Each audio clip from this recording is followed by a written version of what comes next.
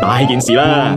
早前有善心市民發現喺美山之街，一隻流浪貓身體狀況明顯異常，下腹器官嚴重潰爛，傷口出現感染，情況危急，已經有生命危險。市政署隨即跟進處理。2026年1月30日，由本團接收，改名為啫仔，即時安排緊急就醫同隔離照顧。初步檢查情況令人擔心，佢確診咗貓白血病，同時出現中度至重度貧血。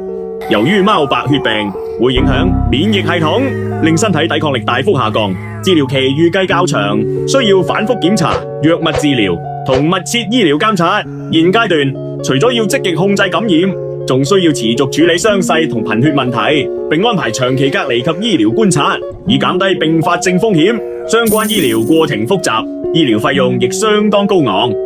當一隻流浪貓病咗、老咗、失去自保能力嘅時候，佢嘅歸宿究竟喺邊？現實係對佢哋嚟講，能夠擁有一個唔再流浪嘅歸宿，至今仍然好遙遠。